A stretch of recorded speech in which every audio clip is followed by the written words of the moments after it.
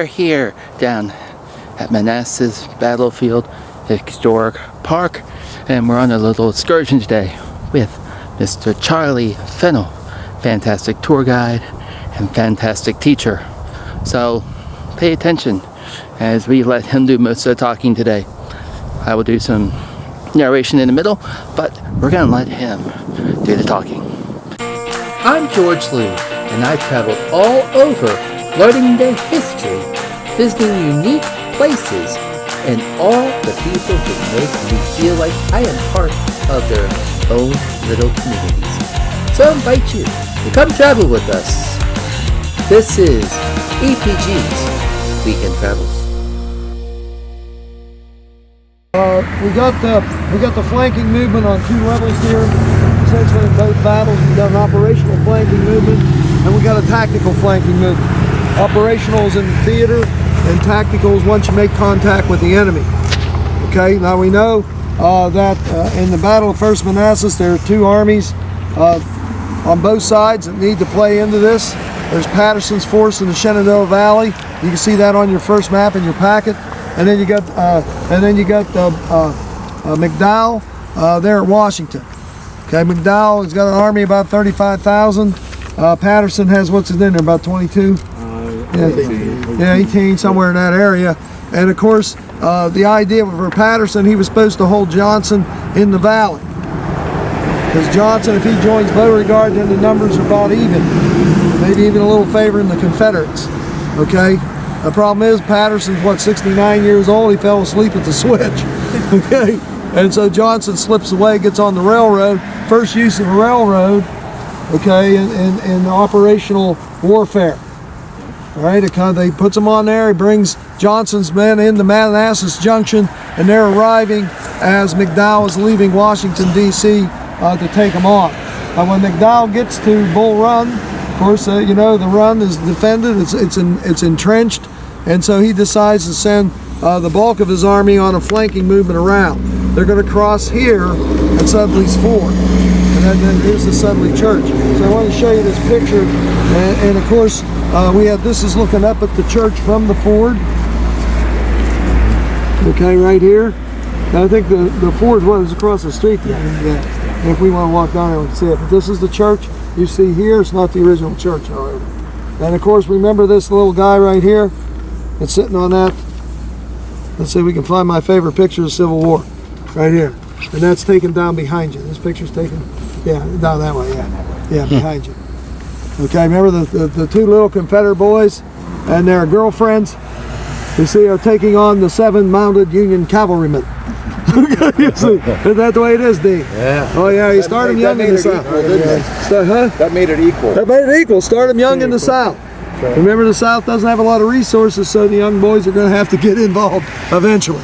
All right, I like that picture. You ever see that? Oh yeah. That's a good one. That's a good one. Now, Vic, you want to show them the map? Yep, sure. Okay. Now, what we have here, remember what I told you, ever since the American Revolutionary War, who's ever fighting the established government of the United States, we paint them red, not black. That's Mick. We paint them red. And those that are defending there are painted in blue. Okay? The two Manassas, the only difference is, okay, well, I guess they're both the same. The Union are on the offensive initially and are going to lose both. But here's Bull Run, and this area right here is back this way. Okay? And so as they come down the main road, they're going to take this hook and come around. They're going to cross right in here. And of course, the Confederates are all facing this way. Part of that is Blackbird's Ford. As we know, we're not going to get down there, but Blackbird's Ford is where, as they're marching in, McDowell coming in this way, he's trying to figure out what to do. He wanted to go around this direction, but he found out that that was not conducive. Okay, the ground there, the roads would not handle his army. They were too narrow, too up and down. So then he on the fly, he's going to start swinging around. He doesn't want anything to happen here, but Tyler right here decides he's going to cross. He doesn't see anybody in this area. Few skirmishers, doesn't seem to be anybody there. That's because Longstreet has his men down along the creek, or Bull Run, and they're in the brush. So they're hidden, and he brings on an action here. What's that, 18th of July. Okay, that's when he hits there, and that turns into a major operation. Okay, and McDowell, and there were two of McDowell's staff officers there telling him, you know, he doesn't want you to bring on an engagement. He doesn't want you to bring on an engagement, and he went on and did it anyway. Okay, and so this is essentially where the story starts, but the main operation is here, and that'll be on the evening of the 20th, 21st as they start to march around. It started early in the morning. They get behind schedule as we did. Friction of command. Okay, friction of command. They're supposed to be out here about 6 in the morning. It's not till 8 or so that they get to the ford back here. So this is what we're looking at, and then the Confederates are going to have to start shifting troops in the way to stop that. Okay, did you want to go down and see if we can see? Here's another picture of the church. Okay, so this is the church. It's on my left. left. Where's that perspective from? That's a good question. So it's up a little bit. Well, the front of it's over there, yeah. So it's probably from over that side. Is where the perspective is from. Yeah, this guy. Well, wait a minute. Where's the other one?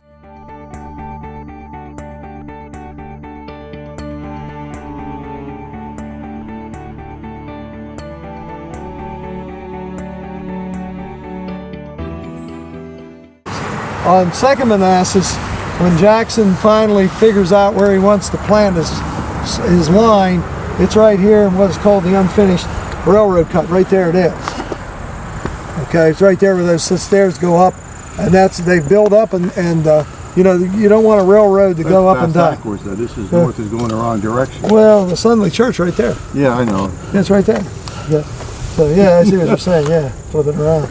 But anyway, basically his line will follow this all the way around, and it gives them almost a natural trench, because if you're in the Confederate position, you just get down behind it here and you can fire up and over. Is the trench still here? What was that? Is that trench still? Oh, it's right there.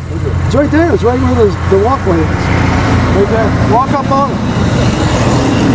Yeah, you can walk right up on it. Yeah, you can see. Yeah, so right there it is. They hadn't put the tracks in, but they had built it up just like at Gettysburg. Right, the railroad cuts. Yeah. Cuts were made, but the tracks weren't laid. Well, we're just starting to get our funding. Yeah, just the same thing here. Okay, so it's going to be the flank, and Greg held this end of the line. And it gave right him the here. natural anchor to the ford down. That's to right. The spring down here. And unfortunately, I point out that this is the flank. This is actually action going on here in 2nd Manassas, 1st Manassas. This is a waypoint. This is a waypoint. The church was also used as a hospital in both actions. So they put wounded in here, okay, there, and it was kind of full after a while in the grave. They were starting to turn around. Oh yeah, some of the Confederates are still buried here. Okay, so, but yeah, that goes all the way down. I walked that one time. You don't want to do it when I did it, because I did it in the summer. I had more ticks on me. I knew what to do with, you know. But anyway, this will be the line. What we're going to do when we do 2nd Manassas, we're going to stop at one of the spots where the heavy fighting took place along that, and you can go back in the woods and see where you have high ground, low ground, that sort of thing. Right here. Okay. But, that's the thing. These two battles will kind of crush on one another. Go. How are you going to communicate on the ship? Hey, move to the right. No, you put up signal flags. Okay. So the Navy had that system in the late 1850s. They wanted to develop a similar system for the Army. And it was E.P. Alexander, who was a Yankee at the time, I didn't mention that a Yankee at the time, who came up with the signal system for the U.S. Army. Okay, now he's a Confederate. Guess where he is? He's running a signal station down here for the Confederate Army. He's the one that sees them moving and wags, your left is turned. Your left is turned. You got to keep it simple, you know. What do you say? Okay, so your left is turned. And that's what, and Beauregard and Johnson, another thing to keep in mind, at least in 1st Manassas, you have two people here who are basically the same rank, though Johnson outranks Beauregard, but Beauregard has more notoriety than Johnson. Remember from Fort Sumter? So he's the initial hero of the South, one that's going to save us all. And when Johnson comes in, he outranks Beauregard, but he deferred to Beauregard. Why? Because Beauregard knows the ground. Okay, so as his men are moving in by train, you know, they conferred obviously but he said, I'll leave the tactical direction of the action to you since you've been here longer than I have. Okay? And so that's the way it works. Eventually, Johnson will go to the sound of the fighting, which is where he should have been anyway. Okay? But Johnson he was meeting them as they were coming off the train and giving them direction. Yeah, he was right? pushing them in position. That's right. Heading- That's right. Yeah, and I forget which was it. Jackson's the first one off the train. Yeah, Jackson, and then the others will come in, and as they come off the train, they're being shuttled forward because Manassas is, I don't know, a few miles south of the battlefield. The battle wasn't fought. It's called Manassas Junction. Wasn't fought there. Okay, the junction is not where we're going. Right? It's somewhere else. Okay. Now, anyone want to add anything else? Just to show basically, yeah, you're probably getting close, but as Charlie's mentioning, Beauregard, you notice his action to Blackburn's Ford, you can see this is how much Beauregard had loaded up his right. Here's Shank Evans way up here. This is roughly where we are. Here's, where's Sudley Church? Right Here's Sudley Church. Right here we are. So look at where his flank is, and there's nothing here. There's absolutely nothing here at all. Not only is it the flank, it's the rear. It's the way to the rear. It's the way to the rear. So he had over-concentrated here, and then of course Johnson's bringing his men up, and also Jeff Davis had sent 10,000, I think, raw recruits, and these guys were raw. Yeah, a lot of them had never fired a gun in anger. None of them still probably had wood. Yeah, and of course, I didn't make this point during the class, but the thing to keep in mind, they're new to this, so you're going to see some individual action that you won't later in the war, maybe at the company level. The other thing is they hadn't decided what the home team should wear, or what uniform you should wear. They haven't decided that. I guess, they didn't get email or what. So you have Confederates wearing blue and Yankees wearing gray. You see, and this causes even more confusion on the field. It may be decisive. On Henry House Hill, when the Union artillery said, don't fire, there are boys. And I think it was, the 33rd Virginia had blue uniforms. Okay, and some of Stewart's troopers had blue. Did extra Billy Smith's men have blue 49th? I don't think so. But you have a number of Confederate units wearing the blue, and the Wisconsin troops in particular, I know 2nd Wisconsin had gray uniforms on, and the flags look alike. They look alike. They got stars in the corner and stripes. So you tell me who's on what side. And so you have a number of instances of these guys either shooting at themselves or not shooting at the enemy because they think that's themselves. And this adds to all the confusion of the moment. That's it. So if you want an orderly a presentation, you should take a math class. Okay, because that's orderly. They're all of 90 days. Yeah, and that's the thing too. Beauregard. The Confederates were eventually drafted for a year in April of 61. 62. Yeah, or 62, yeah, because they signed them up for a year to start.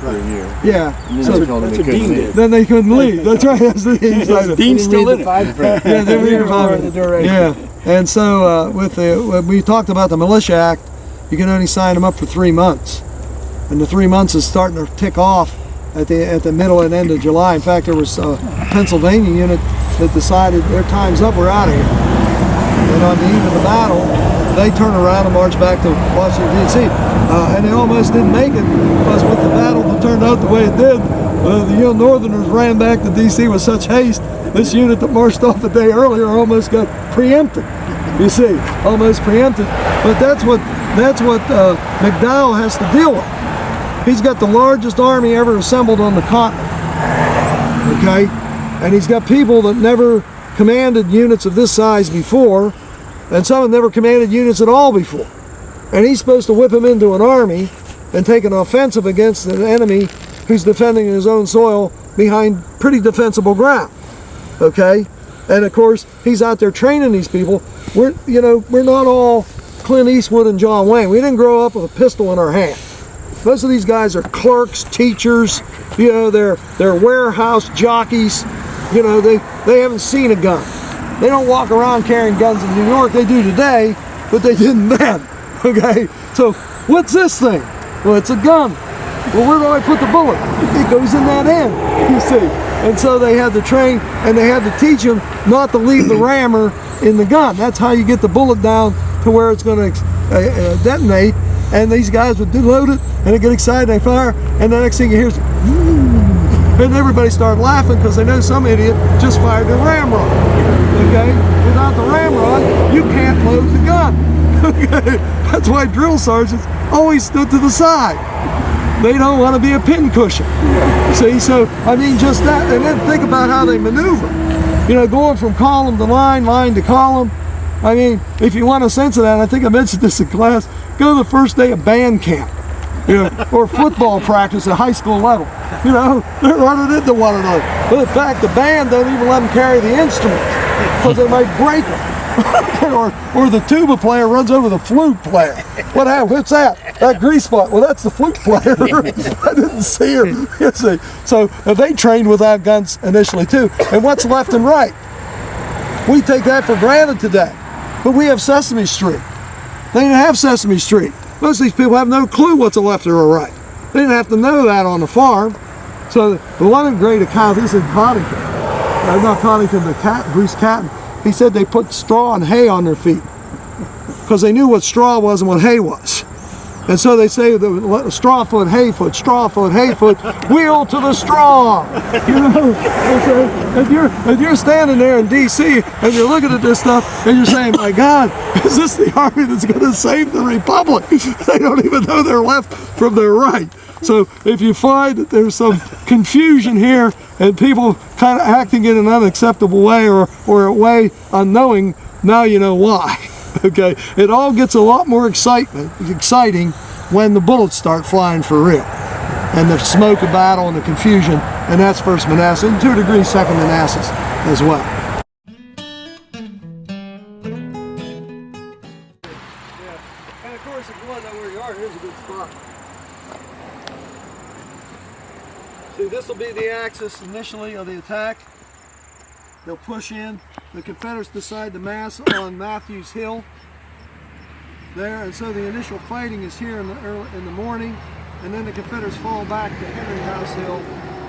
The Union regroup and then move on Henry House Hill, so then the battle, and then they try and flank them, and so the battle started kind of north-south, will turn out east and west as they move there, and of course Chin Ridge will be where the Confederates, the Union, tried to use that as a springboard to come in this way. Confederates will outflank them and drive them off. Okay, and so then they all start running this way to get out of Dodge. But on the 2nd Manassas, this is the Warrenton Turnpike here, and when he raided Manassas Jackson, he falls back here to this position, and this end of it's right there, and he fell back. And he's waiting for the Yankees to find him. Okay, remember the confusion? Pope doesn't know where he's going. And of course, when Jackson ordered his men to leave Manassas, he gave confusing orders.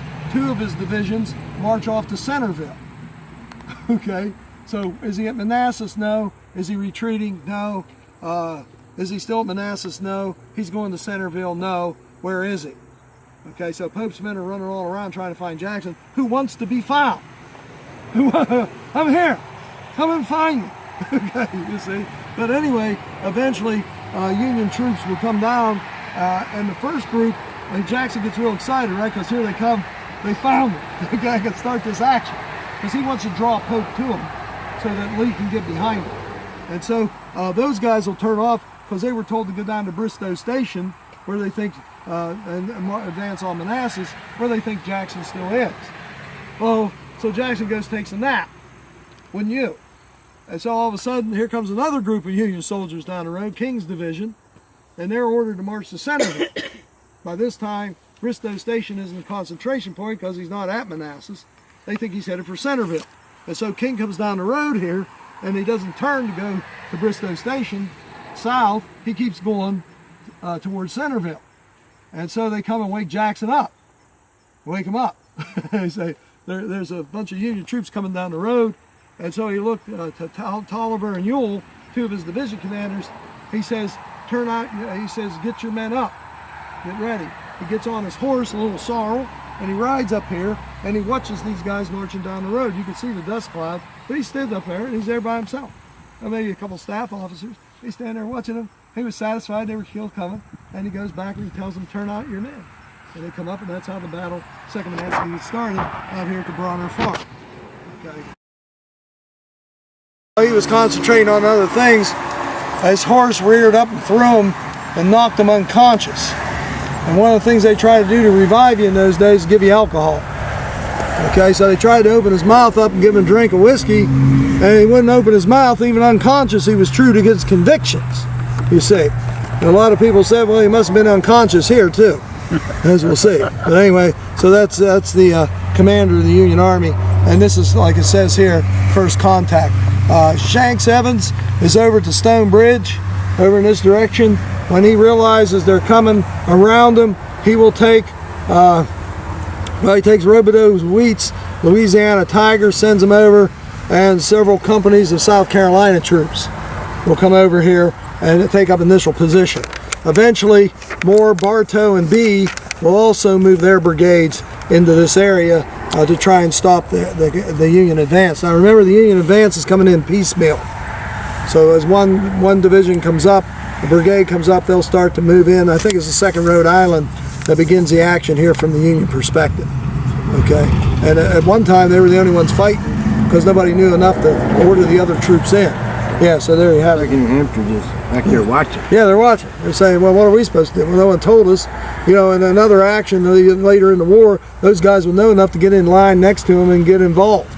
But here, a lot of them don't. And maybe some of them don't want to get involved once they see what they're getting involved in. So this is another part of the confusion of the action here. But it's a pretty good book here, this little book on the Manassas. And I showed you that in class. That's one of the things I showed you there. So if you want to get into the detail of it more than you want, that's the one to look at. Okay. Startled the parishioners who were going to church that day. Where are all these Yankees coming from? Okay, from the north there. But anyway, Colonel Ambrose Burnside, we'll talk more about him, led the way. So he's also in company with the governor of Rhode Island. So the governor of Rhode Island's here. We got a lot of politicians here. Remember, it was the first battle of the war. Okay, there. And his division commander's Hunter. William Sprague of Rhode Island also. The governor rode in the procession. Suddenly forward to could still outflank Evans. So as the Confederates emerged into the open fields astride the Sudley Road, right here, they formed a defensive line facing north, that direction, which cut across the landscape above them and southwest axis. So they're running this way. The ridge was known locally as Matthews Hill, named for the pair of bachelor brothers who owned the land and resided nearby. Okay, extending into the neighboring farm of John Dugan on the west side of the Sudley Road. So that would be over there. As if we're facing north, that's west, I think. Okay. There, but anyway, so as they come up, a short artillery barrage Union troops appeared on Matthews Hill just about past 10 a.m. 10 a.m. They had splashed across Bull Run more than 3 hours behind schedule. Supposed to be here at 7, they're here at 10. The column passed the Sudley Methodist Church where we were. Startled the parishioners who were going to church that day. Where are all these Yankees coming from? Okay, from the north there. But anyway, Colonel Ambrose Burnside, we'll talk more about him, led the way. So he's also in company with the governor of Rhode Island. So the governor of Rhode Island's here. We got a lot of politicians here. Remember, it was the first battle of the war. Okay, there. And his division commander's Hunter.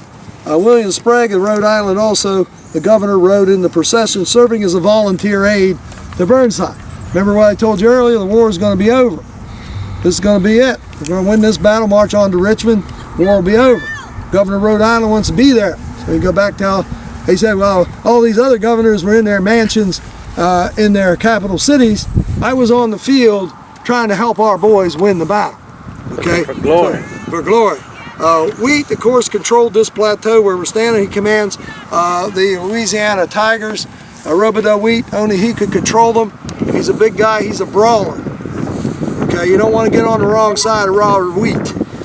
Okay, well, I won't say that. Make shredded wheat out of you. But anyway, that's too obvious a pun there. Even Ben like that kind of stuff. And they had some interesting uniforms, didn't they? Yeah, they had the Zouave with the style. black and white pants. Yeah, they had the stripes.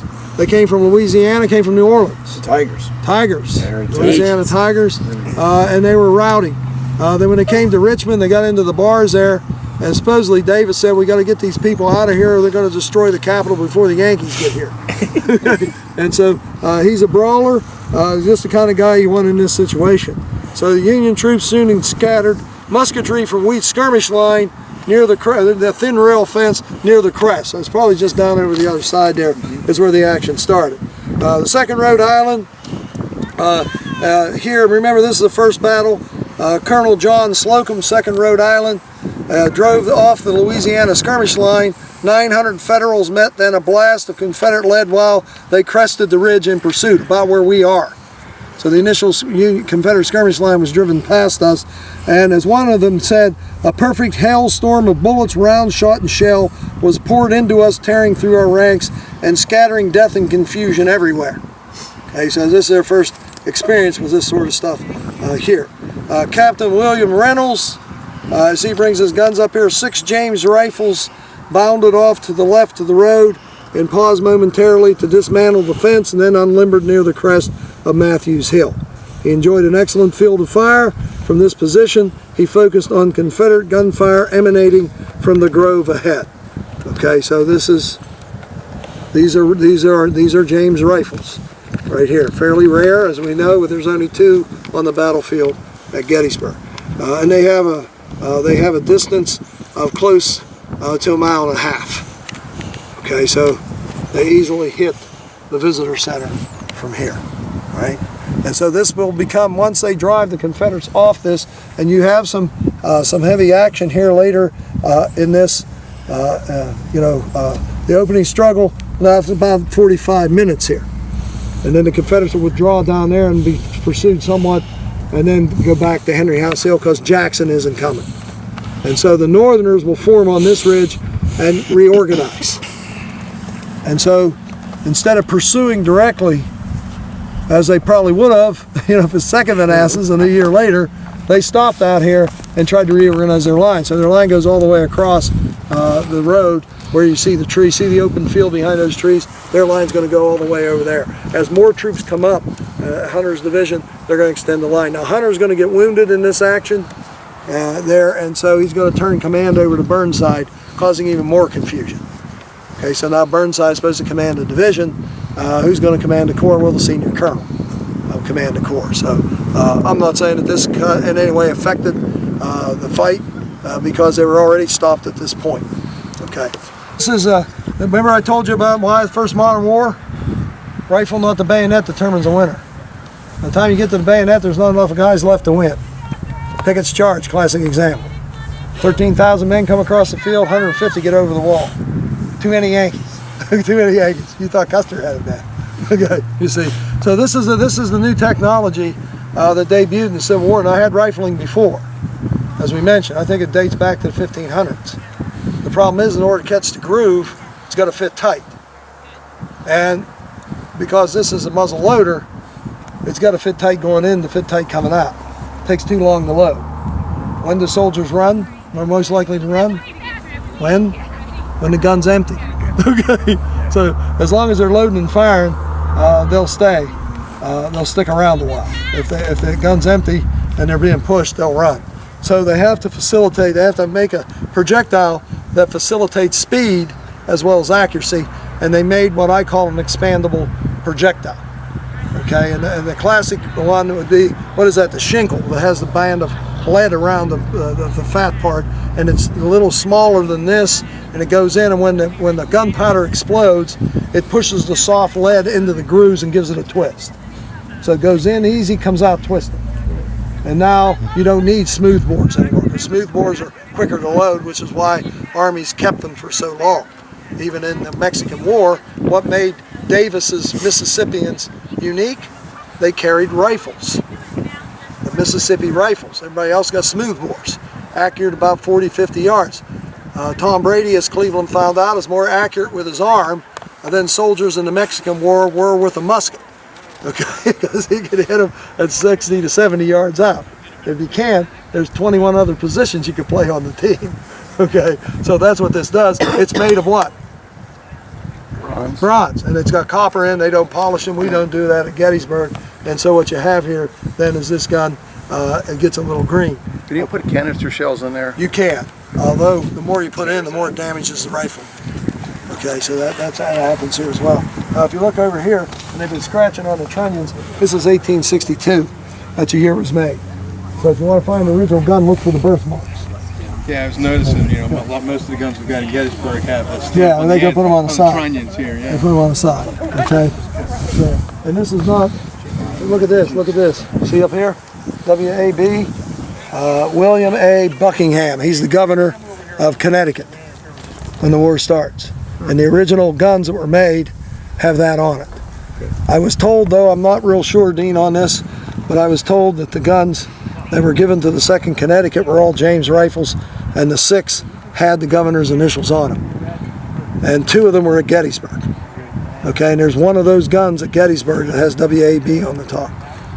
Okay, W.A.B. And right back here, look, see, state of Connecticut right on the back of it. Even though this gun was made in Massachusetts, Yes, that's right. State of Connecticut. Yeah, well, they bought them. Yeah, bought it. Yeah, and then they put that stamp on it. But that's the governor's initials right there, W.A.B. Somebody asked me that, and so I found out. What's that? The Ames Foundries Yeah, Ames, in Chicopee? yeah, Chicopee. Massachusetts. Yep. Chicopee, Massachusetts. Yeah, see, there. So they had 6 of them up here, and these guns are earlier in the war because bronze guns are more safe because when it gets hot, it gets flexible. An iron barrel, when it gets hot, it gets fragile. Okay, overusing iron barrel is not a good casting job. You can kill yourself. Well, I let the enemy do it. You can do it better, can't you? You see, and so that's why soldiers preferred the bronze guns, but this will wear out fast. Okay, the rifling will start to wear because the projectile coming out is made of iron, and it's harder than this where it's smooth, and then you get the tumbling effect like when somebody hits Brady's arm in mid-throw. Then you get that butterfly ball. And New England still catches it anyway, George. I don't know how they do that. But anyhow, it's Belichick. He always orchestrates that. He sketches that up in practice. It's his wife. It's his wife. Okay, well. But anyhow, so that's that. They gave you a tool to cut this barrel to redo the rifling. It was a mechanism you put in there. The only time it really works is when the barrel's hot. And when is the barrel hot? When you're shooting at the enemy. So let's go and recut the barrel. they're shooting. Well, they're shooting at us. You see, and so they found out that they really didn't recut the rifling much. Okay. And eventually, by 1863, the Union Army has only 2 of them, and they're in the Connecticut Light, or they're the 2nd Connecticut Artillery. They're on McGilvery's line, which is south of the Pennsylvania Monument, and there's 2. James, one has this on it, the other one doesn't. And the one at, there's one of these in front of the Capitol out there on display. There's 2 James rifles and one has his initials on it. But these were the original ones from the state of Connecticut. Okay, so that's what they... Talking about cannons, how do they determine the distance? For example, it shoots 1.5 miles, but Yeah. if you want to shoot a mile. Okay, initially, well, you have there's a French range finder you can use. You can calibrate it. But how do you know it's, for example? Well, you look at it. No, but you have, Yeah, you look at it. it'll tell you how far it is. No, a lot of these guys, they had these, they just fire it. Oh, we missed. So adjust. Okay. Yeah, and that's all right until it get too much smoke. Like if it's 1.5 miles to the visitor center. Yeah. And say you want to get on the other side of the hill where that tree is. Yeah. How do you determine how far that is? Well, you fire around. Fire, it's not close. If it's Fire close for enough. effect. Okay. Yeah. And the other thing is they had, some of these would have a pendulum that would have calibrations on, and they knew what angle would give what distance. And so they would put that on the back, and then they spin it around here, an elevator to press the barrel. Too long, right? Yeah. And one of the things that Hunt did prior to the Gettysburg campaign was like he had all his artillerists drill to where they knew, the elevations, how many yards that would give them. Yeah, just by turning the trunnion. So they had it calculated, and he had them practice and rehearse so that they knew approximately they could fire their first shell, and within 2 more shells they would be pretty close to what they wanted with it. And the difference between the Union and the Confederate is the Union can practice. Yeah, the Confederate didn't have any shells to waste. No, they did. It was better equipment, better shells, better powder. Yeah. How many times did Alexander complain about the fact that his shells probably wouldn't be able to reach across? As a matter of fact, it was here, I think, one of the places that they wanted him to enfilade across, and he just knew his artillery wasn't going to make it.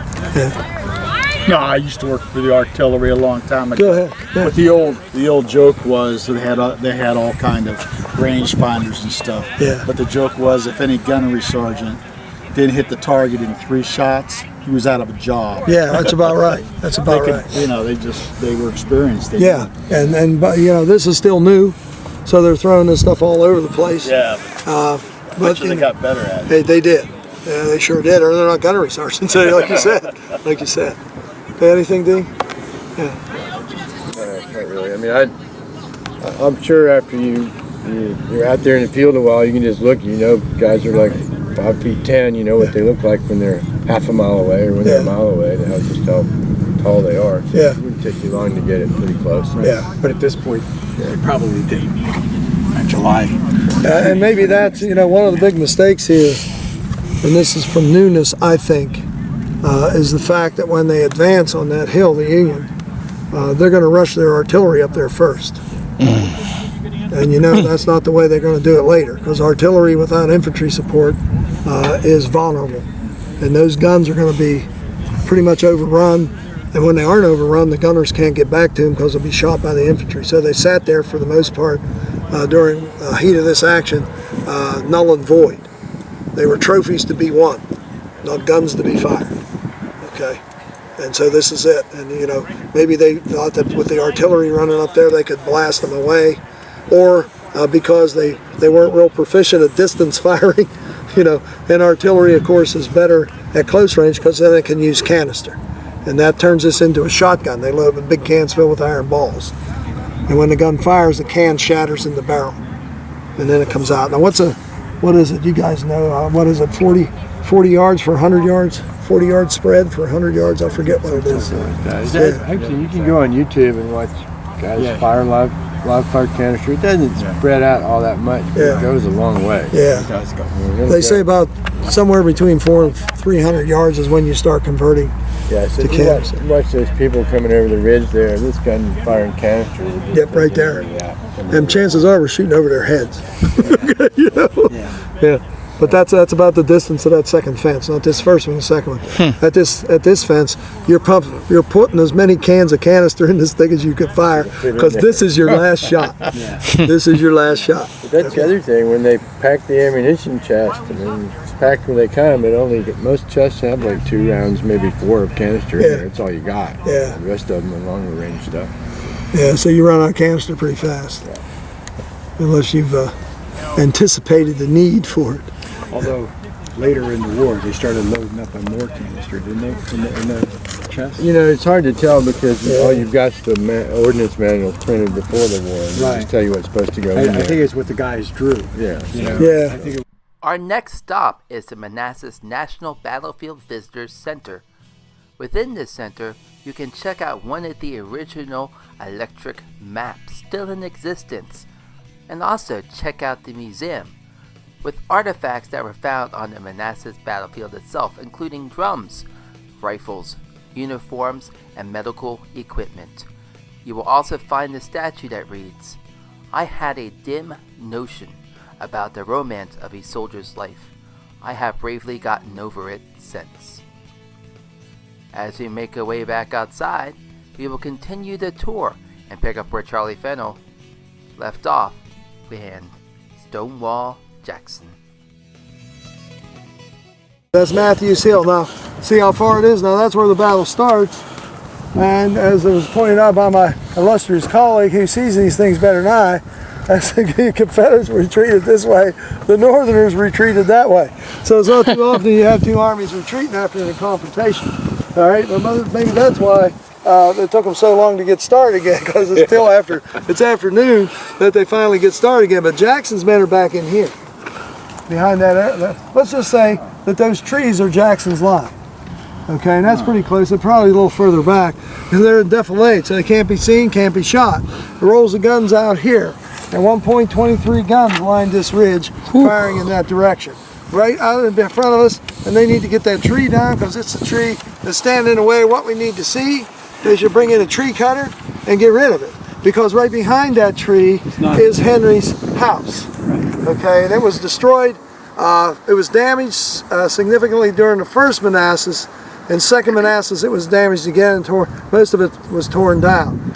Okay, and it was eventually reconstructed after the war. So that's where and we'll go down there in a minute. But these are the guns that were firing on the Union troops as they were moving forward. Now, one of the things to keep in mind, you see a lot of these guns over here, kind of curious looking things. There's a hodgepodge of guns here, because the Confederates don't have the ability to have homogeneous guns, so they use anything they can get. And a lot of these guns only have limited range, about half a mile or so. Okay, and half a mile is just on the other side of the Henry house. You're looking about a quarter mile from us to that white building, so twice that distance. Some of these guns couldn't hit the Matthews Hill from where we're standing. Okay, but if you get close enough, they will hit you just fine. All right, and of course this is what happens when the Union gunners move forward. They're going to put their gun line right in there where you see it, over there by Jackson. We're going to walk over there too in a minute, and over to Henry House to get closer distance. About 330 yards apart is what these gun lines were. And there's 11 guns over there and 23 over here. Does anyone see a problem? Yeah, a little bit of a problem, right? Okay, and remember, yeah, and Jackson's infantry are going to come up and support this line, so his men are going to be moving forward and trying to take those guns out. Remember, Jackson's an aggressive fellow, so this is where the Confederates rallied. These men are rallying back in here behind you as Jackson's men are moving forward now, trying to take the guns. Of course, one of the Pendleton was out here, Captain Pendleton. I guess he's what is he here, Dean? A lieutenant colonel?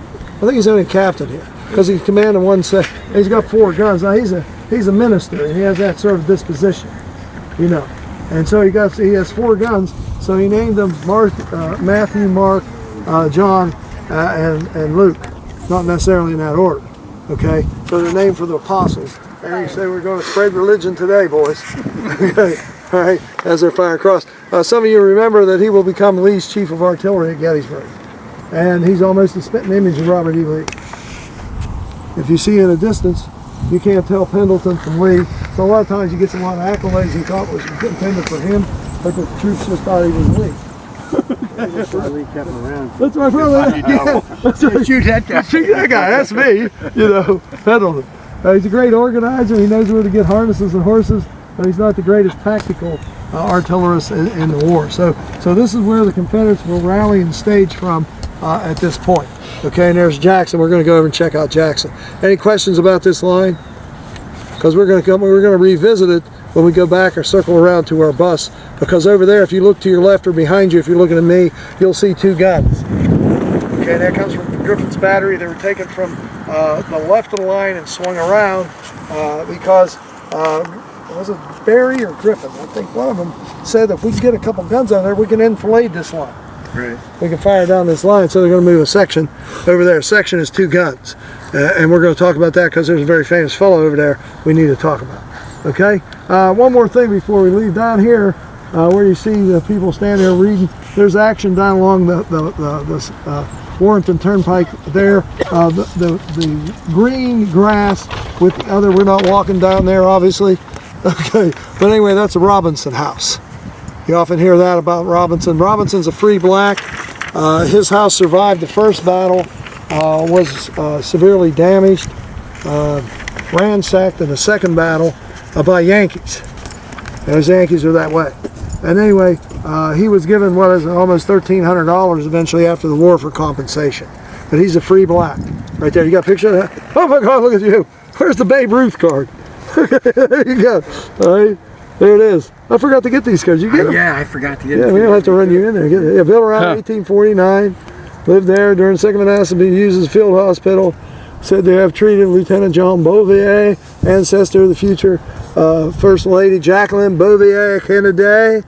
You know, they're the family moved the house in 1926 to make way for a larger dwelling. So they brought it down. So that's pretty cool. I forgot to get those. I didn't know they were still passing those out. So that's a Robinson house. There's going to be action. Wade Hampton will send his legion down there. Wade Hampton, richest man in the world, sends his men down there, outfitted his own army. Okay, and they're going to buy time for this line to solidify, bring up troops and so forth. And now what you see happening, and what's Beauregard and Johnson doing, they're shifting men from the right to the left, okay? And they're going to be moving back across behind us, and they're going to try and extend this line so it can't be flanked. This line, yeah, right here, you can see it. Okay, we're here along this line. The Union are out there, and see how they're going to be working. So the fighting is going to, the key fighting is going to be off here, as the Union are trying to come around and flank, and the Confederates are flanking them. So right, you can see the guns. Yeah, you can see it. You see the guns lined up on both sides. Actually. Yeah, right there. It even shows that other section here too. Yeah, where's that at? That's right there. Yeah, right there. Yeah. So there you have it. So this is where the battle is going to be decided, pretty much, over there by the parking lot. And we have to show them that picture of the parking lot. Yeah. Okay, let's walk over here and see Jackson.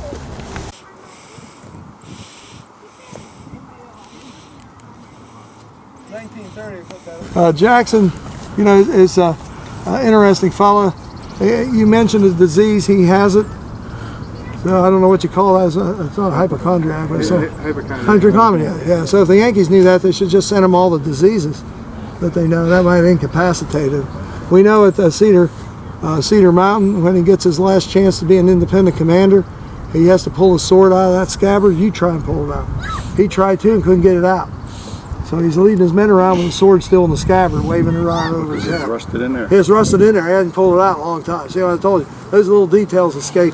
And that's on display at the museum. That's on display. It's the same sword. Winchester. Yeah, and it's still in the scabbard. If you go to his headquarters in Winchester, that sword is there. Yeah, that sword's there. You know, and he believed that you had to. Well, he liked lemons. We know, sucking on lemons. No wonder everybody kind of got a nervous feeling around him. He also believed that you had to hold your left arm up to balance the blood. You know, so you wouldn't have heart problems. So here during the battle, there's a story of him riding around with his left hand in the air, holding it up like this. And during the fighting, the tip of his finger was shot off. So he was wounded here, tip of his finger. So now he has to hold it up and bleed to death. So there he is, riding around. So that's Jackson. Southerners like their generals a little eccentric. Okay, that's why Lee is special, because he's the control. This is the perfect Southern gentleman, and no one quite lives up to that ideal. And certainly Jackson was far from it. Okay, he was far from it. But anyway, he's a fairly combative fellow. He's like a shark. If you know what a shark does, it does two things. It eats and makes baby sharks. That's all it does. Very simple life. The enemy's there, attack him there. Okay, Jackson believes you attack. How many are there? I don't know. Let's attack and find out. He'd have been great at the little big one, because that's what Custer did. Okay, and he gets in trouble at first Kernstown, March 23rd, 1862. He waded into a force that was twice his size. Okay, and then he went to the court-martial the guy for pulling the Stonewall Brigade out because we were outnumbered, outflanked, and almost out of lead. Yeah, Garnett. Garnett, who dies at Gettysburg, we're still looking for. We're still looking for him. I'm sure Garnett's hanging around here right at the top of that monument over. He was supposed to get his day in court. He never quite did. I mean, they were holding the court case, but they never resolved it. At Cedar Mountain. They held the court case. Yeah, Cedar Mountain. And they were getting to the part where he cross-examined Jackson and made Jackson look like a fool on the stand. And then they adjourned the hearing because there was contact over in the general area of Cedar Mountain. So that's when he broke up the court. And there was never a resolution. There was never a resolution, and they went and fought at Cedar Mountain. Yeah, Jackson taught at VMI after he got out of West Point. He was a Mexican War soldier as well. Was breveted twice, I think, in the Mexican War. Went as an instructor at VMI as an instructor. You'd like to have him. He's a lot different than I am, because he had to memorize his lectures, and then he'd give them verbatim memorization. Okay, if you wanted to screw him up, as did some of his students figured this out. One was Walker, okay, down your way. Okay, he would interrupt them, and then Jackson would have to go back and start over. He couldn't pick up where he left off. And after a while, he had him expelled as a disruptive student. Walker will command the Stonewall Brigade at Gettysburg. Okay, but having expelled, Walker challenged him to a duel. Southern honor, you know. It's a good thing he didn't, because Walker's an excellent shot.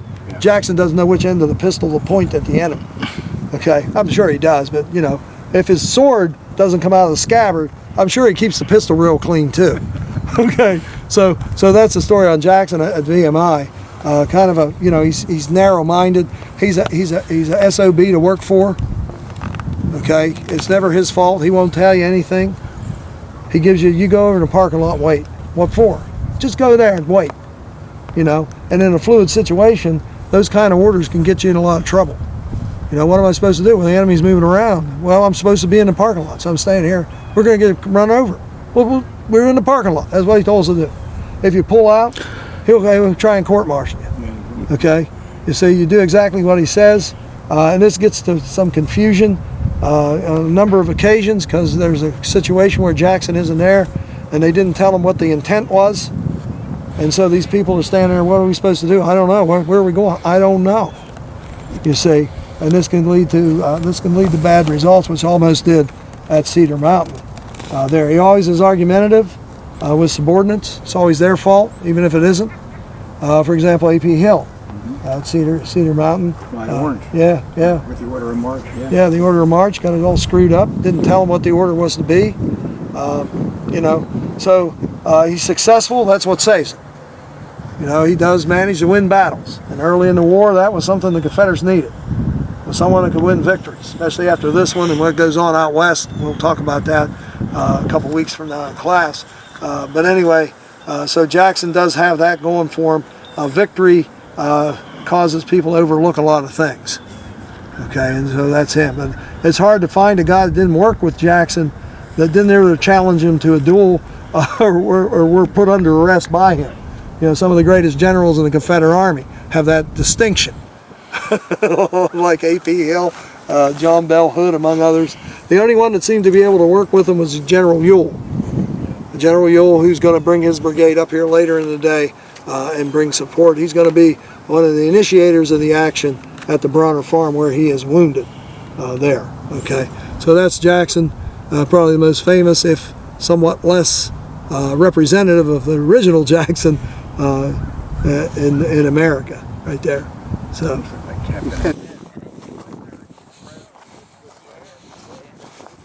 1865, one of the first monuments placed in the Civil War in this country. These are Union veterans here for the dedication. So who erected the? They actually won the war eventually, though they didn't do very well here. But the bottom picture is a picture of the restored Henry House. And then the top picture is what you're looking at the time, 65. Okay, the photographer's out that way. Where Rodney is, Rodney's the photographer. He got the picture. Yeah, so this is it. This is the Henry House that was here during the battle. Let's walk around the other side. Okay. Dies, and they buried her over here in the, what was this, the family plot. So she's in there, and I think two of her, I think a son and a daughter are there as well. And this is what's left of the house after Second Manassas. That's the hearth. Yep. He's in Manassas, educated, doesn't have a formal education, doesn't need it. He's got millions. Okay, you see there, and a brute of a man. At Gettysburg, he's severely wounded fighting on the East Cavalry Field. He was hit in the face with a saber. Guy hit him right across his face with a saber. You can see the scar the day he died. Right down across his face. The blood got in his eyes. He couldn't see to swing back. One of his staff officers grabbed the bridle of his horse and let him out, or he wouldn't have been governor of South Carolina after the war. He'd been a casualty at Gettysburg. He is the last commander of the Cavalry Corps of the Army of Northern Virginia. Okay, and he was elevated over a nephew of Robert E. Lee known as Fitzlee. And Dean will tell you, he goes down there and does some work down in North Carolina. I mean, he's basically the architect of the Battle of Bentonville. Yeah, that's right. He lays the whole thing out. Yeah. And then his son is mortally wounded there. Yeah. Dies at Hillsborough, North Carolina. But, Bentonville is one of the last, well, it was the last major action east of the Appalachian. And that was his only son, right? Yeah. That's what I got on here. Yeah. So then, and then after that, then Johnson will surrender what's left of the Confederate Army in the east. Lee had already surrendered he surrendered right after Bentonville. Yeah. Controls everything basically between Virginia, well, North Carolina and Florida is all under his command. Yeah. Yep. That's Wade Hampton. Then you stand here and fight. You don't hide. You don't duck.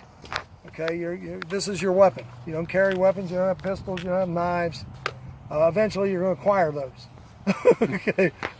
Just don't show up with them during inspection. And that was the reason why they didn't give them to him, because they knew if the men had other weapons, they would stop servicing the gun. Yeah. And they would start to protect shooting themselves. Yeah. But if this was all the protection they had, they would serve. That's right.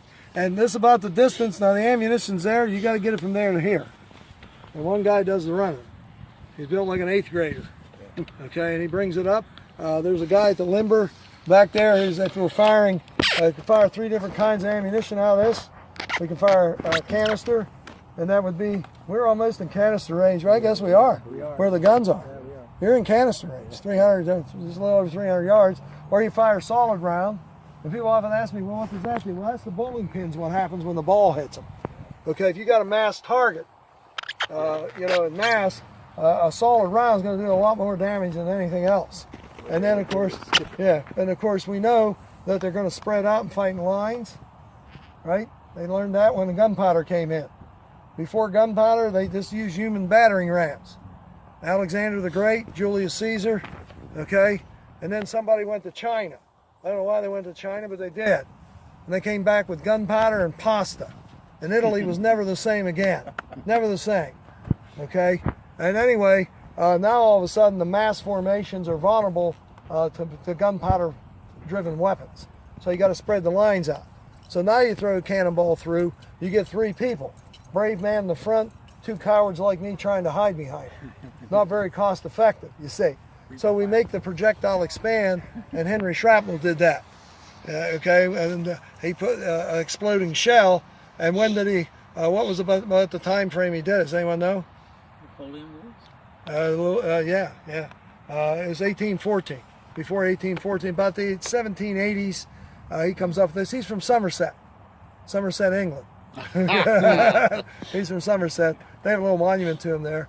And it explodes where? In the air. Okay, if you follow the Star Spangled Banner, we only sing 1 verse, there's 4. We only sing 1. And it's bombs bursting in air. Not in hair, and not down there. It bursts in air so you can get a wider spread. Get a wider spread, kill more people that way. Okay, and the ones that are still standing are wondering what hit them. Remember I told you, tactics, technology, got to agree. And so as they spread the lines out, the solid rounds aren't as effective, and so they go to the shrapnel. Now it's invented by a guy from England. Does Napoleon use it? No, he doesn't. He doesn't like shrapnel. He likes solid shot. Why? Because the psychological impact of a man being simply obliterated by a direct hit. Obliterated. He's gone. Why are there so many missing in the Civil War? They're too close to the cannon when it went off. There's not enough left to identify. So the psychological impact was considered greater than the physical impact. But if you do not embrace modern technology, you will be defeated eventually by it. Waterloo, classic example. He goes out, rides the lines, morning, okay? His engineers said the ground's still too soft, the cannonballs won't bounce. We'll wait. They wait a couple hours. All the time, the Germans are getting closer to their British friends. And then he starts the battle. He's winning the battle when the Prussians arrive. He started 2 hours earlier, he'd have probably won, and he'd have died Emperor of France. Sounds familiar? Oh, if Longstreet had started his attack 2 hours sooner, what would have happened at Gettysburg? Who knows? I'll get in my crystal ball and I'll tell you later. Okay, so that's what they're firing, and they run it up from there. The horses are connected to that. They disconnect the horses from that. They keep them connected to the caissons. And you see the distance there is about the same distance these guns are from the limber of the caisson. The caissons will be back on the edge of that field of wheat, or whatever it is, the high grass. Okay, they're connected to the horses, and they're facing this way. Horse also simple animal. Only ask 2 questions. Can I eat it? Can it eat me? If the answer to number 2 is yes, the horse runs without any remorse. It is not brave. It is a survivor. It outran T-Rex, even that one we saw coming in, right? Okay, so that's the horse. You face it to danger, it won't run. It's not going to run into danger. So all these horses are facing this way. You turn them around, they're gone. They're hard to manage, you see. And so when you got to get out of here, you got to bring the horses up to that. You got to pull them forward to get to that thing. And you see how close it is. The enemy's coming over this field right here. What are they shooting? They're shooting the horses too. And that's what happened to these gunners right here. They brought the horses up trying to pull their guns out. Boom, boom, boom, boom, boom, boom, boom. Horse flesh goes down. Guns are immobilized. So here they are. You can't come back and use them anymore. The Confederates are right out there firing on you. Okay, so this is where the action gets really dicey along here. Before that, as we know, they're going to take a section here and move it all the way around the visitor center. But that's how they work the guns. When they get it empty here, they put it on the caisson there. When they get 3 caissons, when they get 3 empties there, they go back and get more. And hopefully they return before the 4th one's empty. And that's how you can resupply the guns over a longer period of time. And depending on the ammunition you're using, you got somewhere between, what's in a chest, about 28 for a Napoleon? I'm not sure. I don't know about Napoleon. I know rifle guns is about 40. 40 in the rifle, 40 in yeah. the I think it's around 28 or so. Yeah. Because they're bigger. They're bigger. Right? Yeah, so they would take up more space, obviously. But you don't want to make it too heavy because the horse can't pull it. You're pulling these things with 6 horsepower on paper. The Confederates are going to be reduced to 4. I bet you have a lawnmower at home that has more horsepower. I bet you do. I do, and I still have to push it. You see? But anyway, point to be made is you get too heavy artillery, you can't move them. Yeah. So this was their line without infantry support. Yes, initially the infantry's back there. They're back in the weeds, and then eventually they'll come up when the guns are overrun. They'll come up and try and reclaim them. So these guns became they became kind of the prize, and in a way they objected. And you know that artillery. I mean, it's like trying to go flying with a hand grenade. If you got skirmishers out here just spread out, and you try and shoot them with this thing, you may get a couple, but most of them are going to get you. Most of them will get you. Well, did the exploding shells have the same range as the solid shot? Yeah, pretty much. Yeah, and you adjust where you want to explode by setting the fuse at different lengths. Okay, so it's anywhere from 1 second to 5, I think. Because after 1 second, you can't cut it. But there were cases at Gettysburg in desperation, and they learned this through experience, I'm sure. It's not in the manual. Not in the artillery's manual. They took the fuses out, put the shell in, and fired the gun. It blows up in the gun. You better trust your gun, you're going to do that. And then it just belches it out. Just belches it out. They did that on Cemetery Hill. It becomes a form of canister. Yeah, form of canister. Canister goes out a ways before it spreads. Well, you said about how much canister they carry. How much would they carry solid shot versus exploding shell? Well, earlier in the war it was about even. Then later in the war, especially in the Union, there are instances, there's cases where we find in the ordinances the Union didn't carry. A lot of their artillery didn't even have solid shot. They were going to a thing called case shot, and that's a shrapnel with a lot of other metal, like a beehive, a modern day beehive, and that throws more metal out there. I've seen canister at shows. They want too much for it. I said I can make my own. It's a can filled with rocks. There's a Confederate canister. A rock will kill you too. It did in Goliath. Big guy, hard fall. So they anything you can fire out of them. We have that one account where they're shooting silverware at Vicksburg. They're putting cutlery in there and firing it. At Hagerstown during Lee's retreat, they're using railroad iron. You know what that is, right? The spikes. They're firing spikes into them. You ever take a look at a railroad spike and see a bunch of those coming out? That's it, man. Oh, well. Who says you can't take it with you? But my house isn't paid off. Yeah, try and get the money now. Okay. You see. So that's why these guns are a little less exciting to artillerists, because that kind of stuff can damage a rifle. The more sophisticated the equipment, the more it can screw it up. The bronze guns we saw earlier, you can put anything in there, it doesn't hurt them. or at least the ones that don't have rifling. And the Napoleons, the smooth bores that are over there. This is a smooth bore. This is a fake piece. Anyone know what kind of gun it is? Trying to show. It's a Parrot, 10-pounder Parrot. Bird too heavy to fly. Okay, they put the breech around. Anytime you see a breech around that, 99 times it's a Parrot. They're made at the West Point Foundry, Cold Springs Arsenal, just across the Hudson from the Academy. Yeah. So, and they made them what, 10, 20, 30, up to 100. Didn't they have 100 pounders? You can see the metal ones in the picture. Those the fortifications. Yeah, they're huge. You know exactly how big. Yeah. Firing things. But like you can't. the Yeah, you can't carry. You know, the problem is, I mean, you might be able to move the gun, but think about the ammunition. If it's a 30-pounder, the solid shot weighs 30 pounds. Okay, each one. Number 5 man. Yeah. Okay, Vic, let's show them the map here. We got the show and tell here. Where's the light? Yeah, it's over there. Okay. So basically what you're seeing is we're right in this area right here. Right in there, and this is where the action is occurring. This is the Henry house. You can see how the Confederates going around, the Union will come up, and this is near towards the final episode here on this hill. As they swing around. Now we're going to go over and talk about Griffin's Battery section in a minute. Okay, so this is where we are. All right, anything to add, Dean? See that white stuff? That's bird shit. Now ask yourself this: how did the bird shit get in the barrel? Does anyone know? A bird go in there. The bird went in there. Bird's in the barrel. You look in the barrel. The bird's going to come out. Where's your face? A tender place. It hits you in the face, and we call you Winky. You see? I've seen that happen. I had a girl at the Gettysburg one time look in the barrel. I kept yelling, don't look at me till you check and see if it's loaded. Of course, she thought I was nuts. Most people do. You know, especially when they get to know me, right, Gary? Okay. And she sure enough looked in the barrel, and the next thing, boom, that bird came out like a shot, hit her right between the eyes, blew her hat off, knocked her glasses askance. I caught her before she hit the ground. I said, see, you got to look at a loaded cannon barrel. And she had a little peck mark right above her eye where the bird bounced off of her. Okay, and all the other little girls, they're 6th graders, they came running up to me. After it's all done, I got real excited for a while. And one little girl said, Mister, can I ask you a question? And I said, yeah, that's what I'm here for.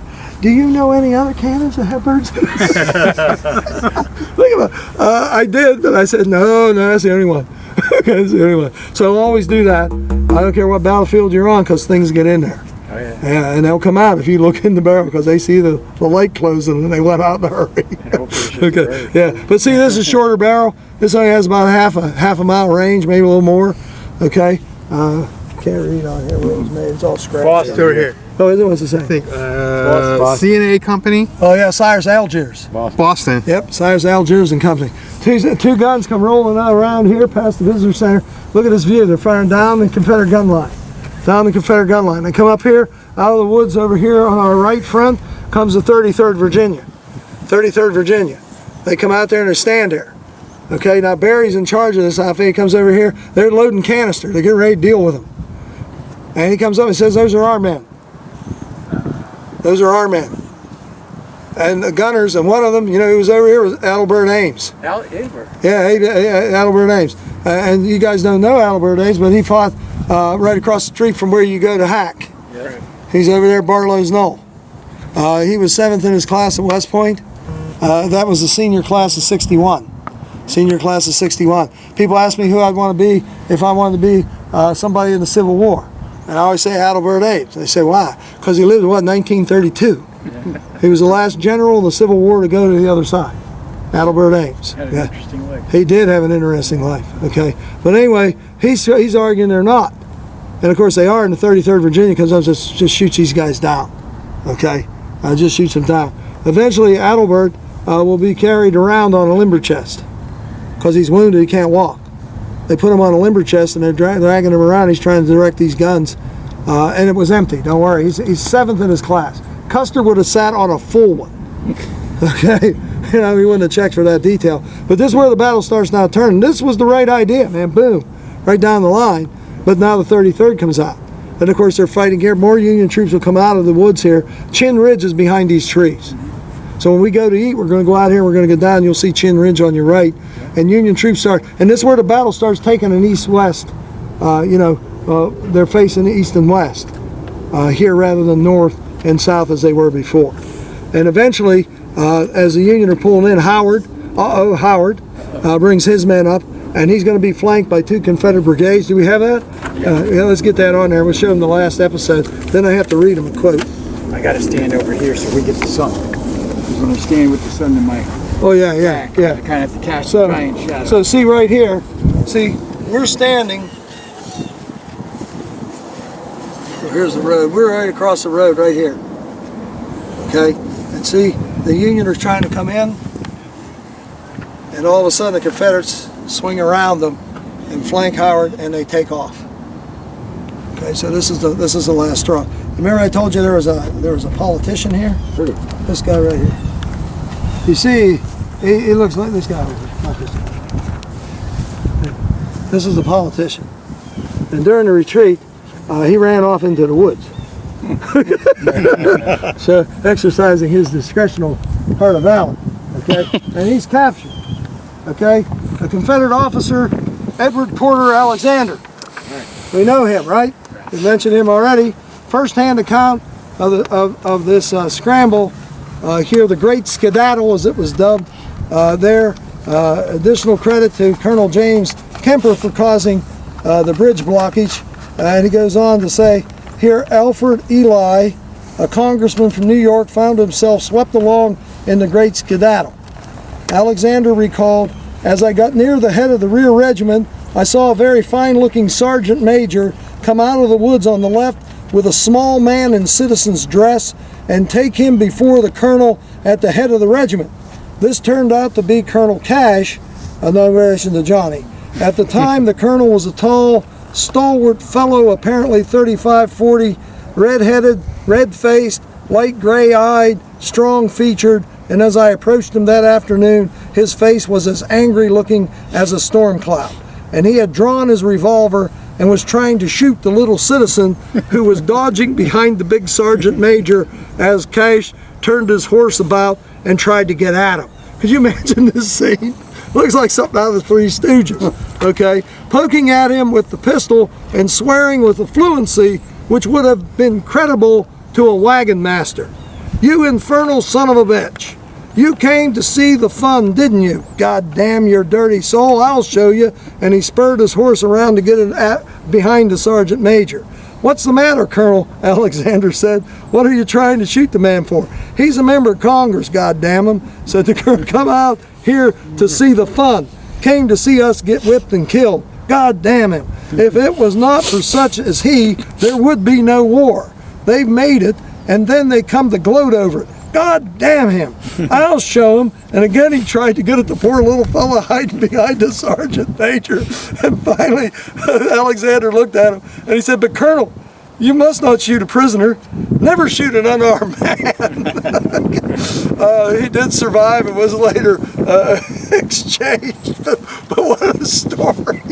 Okay, and remember it's the Cub Run Bridge that they blocked and destroyed, not the stone bridge there, and that's going to cause a lot of confusion. If you look at your casualties there on your handout, you'll find that what separates the South from the North in terms of total losses, why the North loses more, they have more missing, and most of the time the missing would be captured, POWs. They don't have a differentiation like we did in later wars as to just plain missing or prisoners of war. So a lot of times if you see missing on the monument, it doesn't mean that we don't know where they are. It's just they're not here the next time we call roll. Okay, and many of them can't be here because the Confederates or the Union won't let them go and answer the roll call. So that's why the missing, and in this battle, the North suffers a lot of captured, including the congressmen here, as they're trying to get away. A great Confederate victory. Of course, the Confederates were exhausted and disorganized by victory. As the North was by defeat. They were unable to organize a fight. Well, it's 9 hours. I think this battle lasted 9 hours, so it's already getting dark. Who arrives on the scene? Jefferson Davis. That's right, Davis comes up. Remember, Davis wanted to be a general. Wanted to be a general, didn't want to be president, but when they said you're the only man for the job, he sacrificed personal ambition and accepted the presidency of the Confederacy. So he arrives here, and you know he's got opinions about how to do things. He's a West Pointer. He's seen the Mexican War. You know, he'd been Secretary of War just previous to the American Civil War, so he has some understanding what's going on. But he realized it was too late in the day, and they were too disorganized to make any kind of an effective pursuit. It took the Union Army nearly 2.5 days to get from D.C. to here.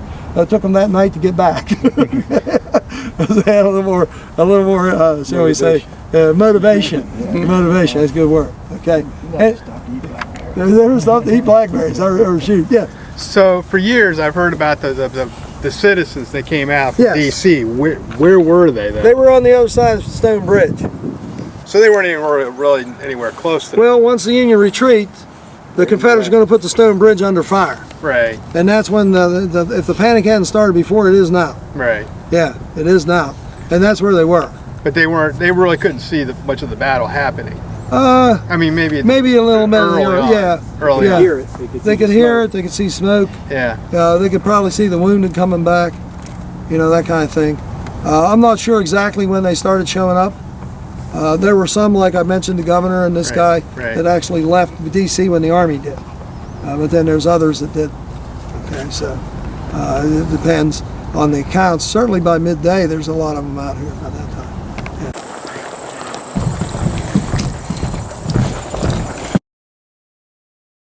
If you look behind you, you can see the turnpike, Warrenton Turnpike. As we know, Jackson is up here behind us in this high ground. He's waiting for the Yankees to come so he can engage them, and eventually they do. Tolliver's, as I said, Jackson will ride out here. He sees King's division coming down the road, led by the Iron Brigade. They aren't the Iron Brigade yet. Okay, they're under John Gibbon. John Gibbon's a division commander, temporary corps commander at Gettysburg. So they're coming, the Union guys coming this way? Yes. Up the pike? Yeah, they're coming up the pike. They're headed for just where we were. They're headed for a visitor center. Where was Jackson? Where that? Jackson's behind me. By the tree. Which line of trees? The ones beyond? His men are beyond. Yeah, they're back behind that tree. I assume Not these ones. I assume that there was a lot less foliage then than now. Well, certainly. So There's going to be a wood lot here. So you Yeah. And it's not going to be this big. You know, so the farm would have a wood lot and an orchard. Okay, let me so see. you could see from there. Oh, I can see it now. No, I mean, Yeah, I can see it but now. he's way back there. Yeah, but remember what I told you. When he finds out they're coming, what's he do? He rides up. He does. He sits up here probably behind me on his horse. So he's got this view. Yeah. And he watches him a while, and then he rides back to where Tolliver and Ewell's waiting for orders with their men ready to roll, and he says, "Gentlemen, turn out your men." And that was his orders, and then they're going to march up here onto this ridge where we are now. Tolliver's division opened the fight. He had only part of his command when he ordered the attack. William S. Baylor's Stonewall Brigade deployed on the right. Brigadier General William Stark's understrength Louisiana outfit on the left. Only Stark's 9th and 15th Virginia participated. Okay, so he's under strength. About 4:30 on August 28th, Jackson ordered Crutchfield as chief of artillery to move batteries from their position, Sudley Mill to Groveton. We came through there, and the batteries then will move up onto this position as well. Just over the rise here is where the Stonewall Brigade is. It's just over the rise, and then Stark's out beyond that. I have a map here that kind of shows the action. Yeah, that's what I got. Yeah. So we are, the Bronner House sits here. That's about the right flank of the Confederate line. Yeah, they're either one you want to look at. And there's Stark right there. And then, of course, this is Tolliver. And this is where they move up. The artillery was deployed right where we're standing, right out here along this ridge, firing on the Union troops down in down there. And this is what happens. They march by, they turn, they start moving up. King has a problem. What is he? He's epileptic. I think he went into a seizure here. Because he's in a wagon and he takes no personal direction of this action right here. But Gibbon is the Iron Brigade. As you can see, they're coming right up here, probably where those trees are mostly, coming up right through here. trying to strike us where we're standing to drive the guns off. What happens then is the Stonewall Brigade's ordered forward to protect the gun line, and pretty much what you have then is this fight. Most of it occurs to our left as you're looking this way. Okay, so this is the classic confrontation of the two most famous units perhaps in their respective armies. Okay, here the Stonewall Brigade's reputation is well known at this time. The Iron Brigade's is not. Just for your information, the Iron Brigade's the only all-Western unit in the Eastern Army. They come from, in that day, the West was Wisconsin, Indiana, Michigan. They threw Iowa in. That would have been the West. We have no concept of California. It's too far away. It's like Mars. It's just too far away. Okay, so that's the West of people living in the East. When Gibbon attacked, how many men did he have? I think about 2,100. And if he was coming up on the 3 line, about how? Well, let's look at this here. This might give us. He doesn't come up in a line, as you can see. He's moving his men in various regiments. They're going to be on the other side of these trees. They're going to be way over on the other side of these trees. Okay. Okay. Because there's 4 regiments. The one that hasn't been added yet is 24th Michigan. They don't get added till Antietam time. It's just the 3 Wisconsin residents. And the Indiana, 19th Indiana as well. So you have the 3 Wisconsin, 2nd, you have the 6th and the 7th, and you have 19th Indiana. And of course, this is a toe-to-toe fight. They stand here and just knock one another down. And I think I might have an account of that. You can leave that map there for me. Sure. I'll see if I can find the account. See, the other thing is that Jackson, before he attacked, he let the column go past by a couple of regiments, so that there was a way to maybe to cut him in half too. So like Take one regiment at a time. Right. Yeah. So what he's doing, if as they've come up the road here, is he's cutting them somewhat in the middle.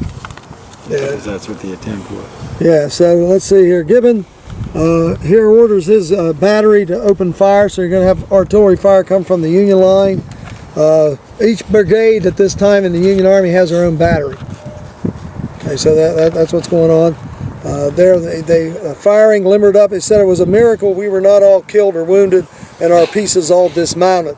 This comes from Lieutenant Breck, who commands a battery at Gettysburg. Because you can notice here on the map, there are a lot more Confederate guns firing down than our Union guns firing back.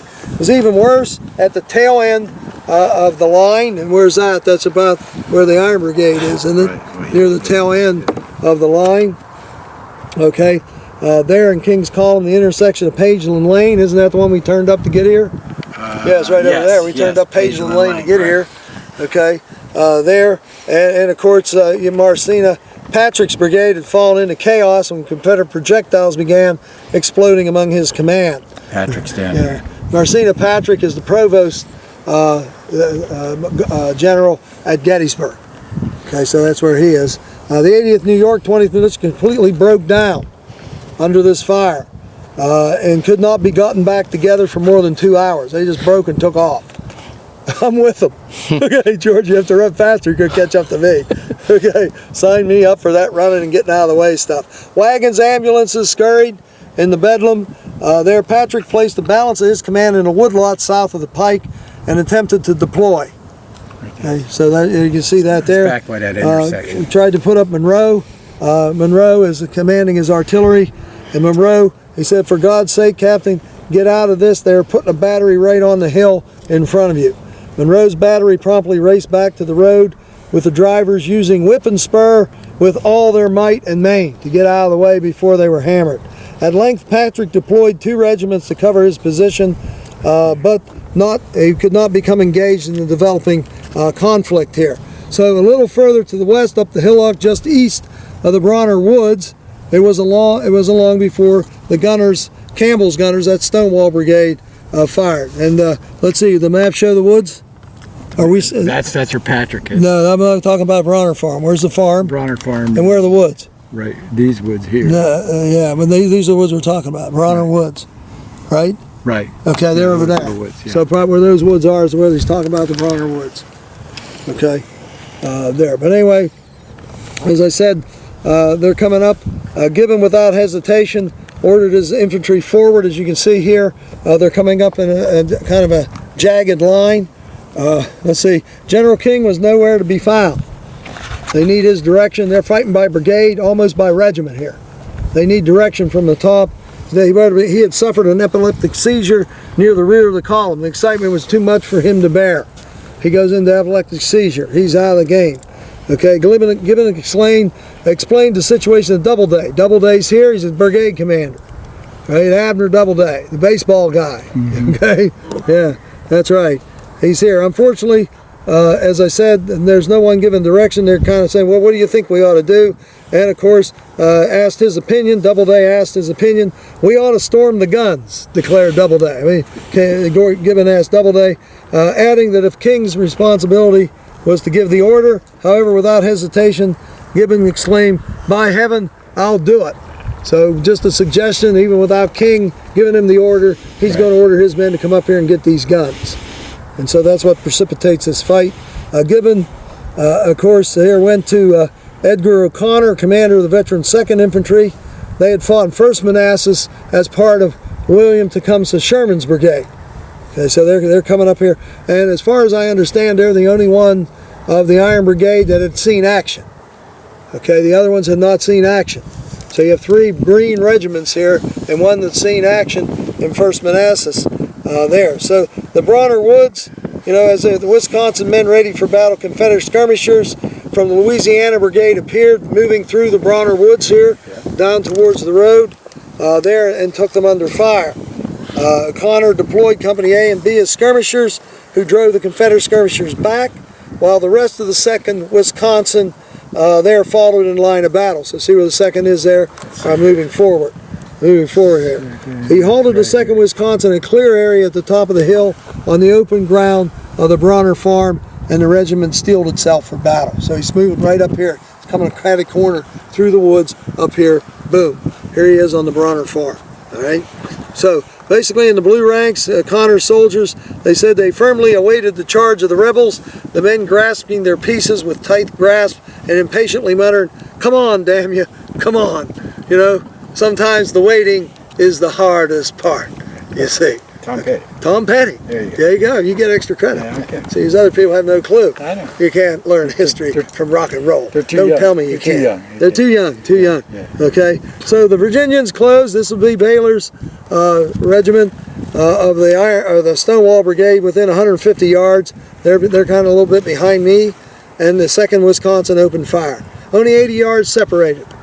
About 80 yards separated them. For at least 15 minutes, they maintained the fight before help arrived. So this is going to start pulling other people into the action. There, let's see if we got the here.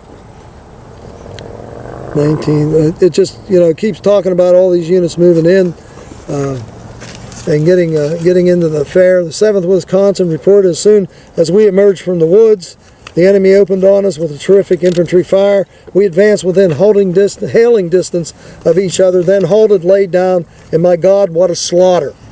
All the regiment's field officers were seriously wounded during the conflict, but most remained on the battlefield with the regiment. In this fight, according to General Tolliver, a Confederate, in this fight there was no maneuvering and very little tactics. It was a question of endurance, and both endured.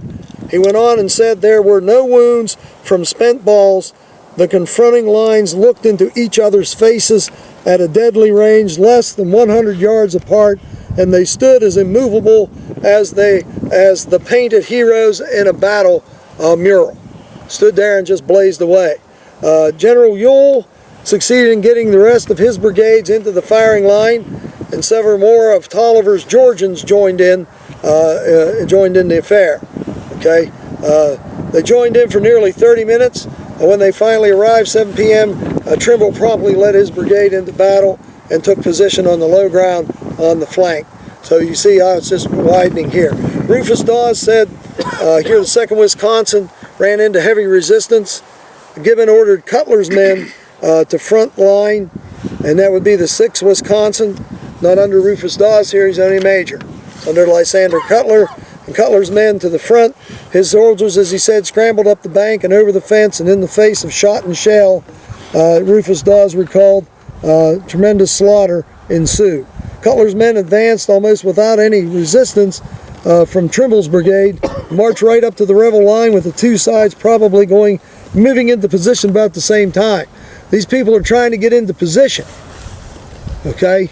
The enemy's there trying to get in, you're trying to get in position. You're not worried about shooting. Okay, the Southerners held their fire until they heard the Union officers order their men to halt and fire before Trimble's Confederates could react. The 6th Wisconsin volleyed into their faces. He who fires first fires best. Right. You see. Okay. Right. Dawes said, of course, with the volley coming out from Trimble's flank as well, our regiment was on low ground, which in the gathering darkness gave us a great advantage over the enemy as they overshot our lines. Low ground, the Confederates are up there. They're silhouetted, okay, like this, and they're shooting at it. So the Confederate line's up at that fence line. That's what this trail does. It walks you up and around. It takes you all the way down here back to the road. When I first came here, this wasn't interpreted. Right. They just acquired the property. They were going to put a shopping mall in here. That's what was going to go in here, right here. Where we ate was going to be here. Early 90s, right? Yeah, early 90s. Yeah, and they acquired this property, and this wasn't even open for the public when I came up, and I had to walk up this way from the road. There was a pull-off down there. They didn't have this over here at all. Okay, so that was kind of new to me. It's the first time I used that trail to get up here. I usually came in this way. And it's a walk. Usually came in this way. But anyway, so this was it on the fighting there. I don't see if they have the casualties here, but they were very, very high in the terms of about 40% losses in both units, the Iron Brigade and of course the Stonewall Brigade. Here we go. Overall, Rufus King, let's see, break it down here, just to give you an idea. 33rd Virginia, 27th Virginia, well, these are the officers. Every field officer of the 7th Wisconsin was killed or wounded. In total, Gibbon's Brigade, well on its way to earning its nickname, the Iron Brigade, lost 725 men killed, wounded, and missing at the Bronner Farm. Doubleday incurred losses of 253 men. Overall, Rufus King's entire command lost 1,025 soldiers. Losses in the Confederate ranks were even higher. Jackson lost 1,250 men in this engagement. Baylor's Stonewall Brigade lost 340 out of 800 men engaged. 340 out of 800. It was a steep price to pay for the engagement. Was really no more than the opening round of a 3-day bloodbath. So this is where the battle starts, but as we know, it's going to move up in this direction as Pope tries to get after Jackson. He's trying to destroy Jackson before Longstreet and Lee arrive. Thoroughfare Gap.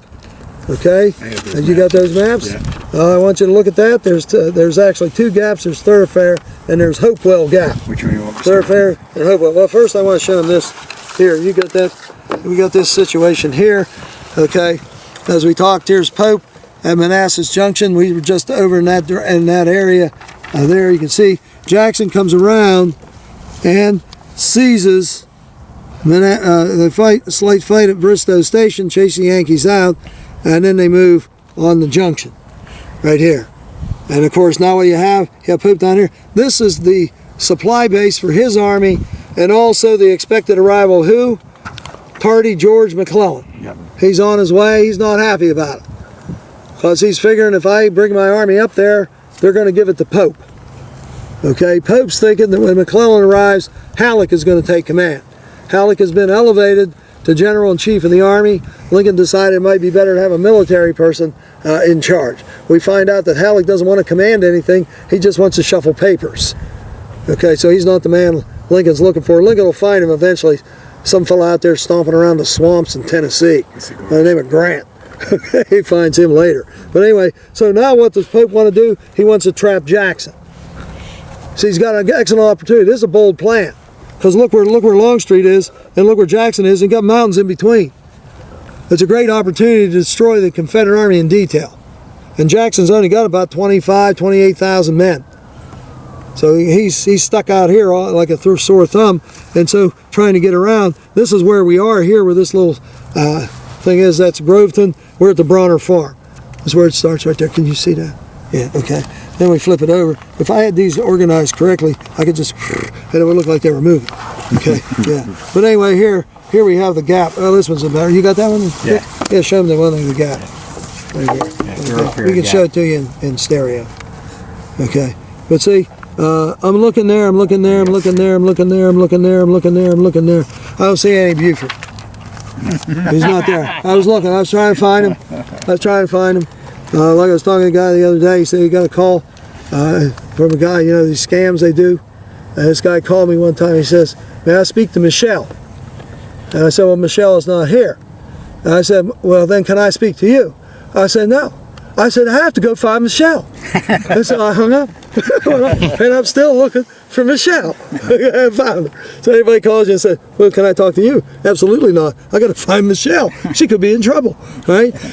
Buford's at Hopewell Gap. Buford's at Hopewell Gap. And what happens as the Confederates are moving in here, now this is the head of Longstreet's column coming up to support Jackson, who's stuck out there. He's got 2 armies converging on him. Don't you love to be in Stonewall? Okay, they're going to go around and flank the position, and that's when Buford will have some action when the Confederates move through Hopewell Gap and come in behind this one. But the guys, cavalry that was holding it was Bayard. There's 2 cavalry brigades. There's Bayard and Buford. They're both good commanders, don't get me wrong. But Pope is warning these people out trying to find Jackson. Okay, and who's holding the gap? It's infantry under Ricketts. That's who's holding the gap. Okay, and so it's a full-fledged fight there, as you can see. It started with, of course, Bayard's cavalry. He held long enough for Ricketts' division to come up and secure the one side of the gap. Okay, so that's the true story, not what you saw in the movie Gettysburg. If Pope made a mistake, it was not recognizing that had he done a better job of fortifying these 2 gaps, he would have had Jackson. Yeah, he would have had him. He would have had him. Yeah. I mean, but putting a brigade here and brigade here, you know, you wanted to play the what if. Let's say if there was 2 brigades or even a division, you know, covering those gaps. It's doubtful they would have gotten through in time. They could have probably held them off for this. This was a one-day action. Thoroughfare Gap. Yeah. You know, it could have been. And if you've ever been through Thoroughfare Gap, you see these lines here. Okay, they're pretty steep. It should have been something that could have been held. Come around. The other thing to keep in mind, and this is something that's hard to explain, Pope will ignore the presence of Longstreet. It's like he's not here. Yeah. He focuses completely on Jackson, even to the point of ordering troops that were able to flank Longstreet as he advances later in the battle to move and try and turn Jackson's right. Well, Jackson's right is now the center of the Confederate Army. Right. Okay, and that's Porter, John Porter, who goes in. And I don't know. His career gets ruined. Yeah, he does. But anyway, as you can see here, Jackson's line. Okay, and what he's going to do is he's going to line his men up here, and he's going to try and turn his flank later in the last day. That's August 30th. He's going to try and turn the flank. Let's see. In the back. Yeah. So you see how the action starts taking place. He's got people down here guarding this road, right here behind you. And let's see, the real fly in the ointment, of course, is here. See, now look, he's got Porter here. He's got Reynolds here. They're blocking Jackson or Longstreet. Not a bad deal. What happens to these guys? They're going to be ordered from here. I don't have those maps because this is only the first day of the battle. I've got to say, yeah. Yeah, but they move into this direction and uncover this whole area. And so when Longstreet advances, he moves up here, and then from here he moves and he rolls up the whole flank. The Union Army will fall back to Henry Hill, where they will make a stand, and that's what saves them, right there. So this is the end of the first day, or I should say probably the second day if you count the Browner Farm, the beginning. Right. So this is the 29th. The 30th is when Longstreet unleashes. Yeah. Okay, after Porter and all these guys come up here to strike into this area. And we'll find a map to show them that. Yeah, we've got that. Yeah, Pope for some whatever.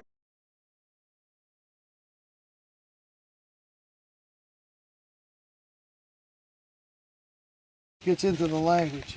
There's another image of them. Their ammunition exhausted, the Confederates along the unfinished railroad hurled rocks at the advancing Union soldiers. So here's another sketch. This was done at the time of the battle. So somebody saw somebody throw rocks at somebody. Okay. It became so desperate during the Porter's final assault that Jackson did a very uncharacteristic thing. He asked for help. Jackson doesn't ask for help. It's one of the few times, and maybe the only time, he actually asked for reinforcements. He went to Longstreet and asked Longstreet and Lee if I could have some help. What they did then was put that artillery in place and fired into the flank of the Union soldiers coming up there. Devastating fire. Porter's men were just ripped apart by it. Okay. Yeah, B.S.D. Lee. Yeah, he was the artillery guy. According to this. Yep. Because here's Yeah, where we are, and the high ground way over there. Yeah, firing right into these fields behind you. Porter's men are coming across that. You couldn't see the field for the Union troops. Porter was one of the favorites of McClellan. McClellan actually had them create a corps so Porter would get one. So he's a McClellanite. You see, he gets the elite. 5th Corps is the elite. The Emperor's Guard. Okay, it's got the regulars in it. It's got the Pennsylvania Reserves in it. It's got other brigades that have quartered themselves well. Fighting men, that's right. And of course, this was the one, when we get to Antietam, it was the 5th Corps that was still waiting to get involved in that action. And when McClellan went to Porter and said, what do you think about going in? He said, well, General, this is the last reserve of the last army of the Republic. In other words, you throw me in and we lose, it's over. And McClellan said, okay, you stay. Okay. If he had thrown them in, it might have been a different story there in Antietam. But anyway, here Porter's men are coming across this ground right here. Most of the fighting in the 7 days was done by Porter's corps. So they were the ones on the flank that Lee's men kept trying to turn. So these are battle-tested veterans that are coming across this field. They're not green troops. Okay, they pushed Jackson to the limit. In fact, A.P. Hill said, I don't have any ammunition. And there's a quote, I forget where I read it, where Jackson said, then throw rocks at him. So this is Hennessy. He said that's the only quote I really have. And he said throw rocks, but he didn't say I saw them throw rocks. So I guess if you're out of ammunition, you're going to do what you need to do. And it got to be hand to hand. I know Hill on a couple of occasions made a bayonet charge without bullets because his men were pushed back and started throwing them in. But you got to remember, Porter's concentrating his entire force, except for maybe Reynolds' brigade and a couple other units on Jackson. So all of his army is coming this way, and Longstreet's over there, just waiting to unleash. Longstreet, Lee wanted to attack, and there's some argument on the 29th, okay, that when Longstreet comes up, and there was that repulse of Pope's attack on Jackson that day, that Lee wanted to attack at that time, and Longstreet said no. And then another time he said, what do you think? And Longstreet said no. Okay, on the morning of the 30th, Lee wants to close the jaws, and Longstreet says no. And what he's saying, of course, is, you know, we got troops out here. If I start swinging in, my flank is in the air. And so Lee acquiesced. And the 4th time, however, even Longstreet sees the wisdom of attacking. And that's going to come in here. It's at around 4 o'clock or so on the 30th there, and that's going to end the ball. It's going to roll Pope up. And Henry House Hill was their rallying point. Okay, Henry House Hill. So this is where you had some of the most intense fighting in the Battle of Second Manassas. If you walk this, and you wind up at that little wooden walkway we started at the Sudley Church. You can walk this whole thing. Walk from one end to the other. Okay, we're kind of on the right flank right here. We are. Yeah, kind of on the right. And we saw the left, that was the Sudley Church. And you can see it's sunken, and it's like 3 miles end to end. It's not quite that far, but it's over 2. It's over 2. It's a nice healthy hike, that's how you do that. Yeah, nice healthy July. Especially in July. Oh, damn ticks on you. There is a path, but like you might run into slithering things depending on the time. And if you take this path, if you're here and you want to do it, they have little waysides along it. Talks about the different actions. To unravel this is a complicated matter because different brigades are going in at different times, and you got 2 days, same spot. 2 days, same spot. The only thing we have comparable to that at Gettysburg is Culp's Hill. 2 days, same spot. Okay, and it's not nearly the numbers that is here, and the units that are involved. So this is a very complicated action. It's very simple. The Yankees are trying. It's a immovable object and the irresistible force. And one keeps banging his head against the wall, and the wall won't fall. Okay, John. Well, did Porter and Pope know that Longstreet and Lee were over there? Porter did. Porter did. Porter did. Now, who was it? It was Buford who sent to Porter a communique about the gap being uncovered and Longstreet arriving, and evidently Porter didn't forward that to Pope. So Pope didn't get the email. And that was one of the things that Pope used against him Yeah. in the court-martial. Yeah, Porter's going to be court-martialed here. Remember I told you he's a McClellanite? McClellan is not hurrying to help his rival. Would you? He's dragging his feet as only McClellan can. And if McClellan can drag his feet, nothing's getting done. So he's holding, once they get off the ship, his soldiers come from the peninsula, which is what gave Lee the belief that he had to get rid of Pope before McClellan joined. Because if you get Pope and McClellan together, it'll be a force too big to handle. And so he had to take desperate measures to try and get Pope. Pope pretty much avoided the traps. There were a couple occasions where Lee wanted to attack Pope and he was unable to. At one occasion, one of his staff officers was captured with the orders to attack, and Pope got those, and he fell back behind the Rappahannock River. He was in a triangle. Yeah. Right after Cedar Mountain, Lee continued, once McClellan started pulling out, Lee continued constant pressure. And what happened was Pope unwittingly, the way the Rappahannock and Rapidan come, it's like a triangle. If you look at a map sometime, he was in that triangle.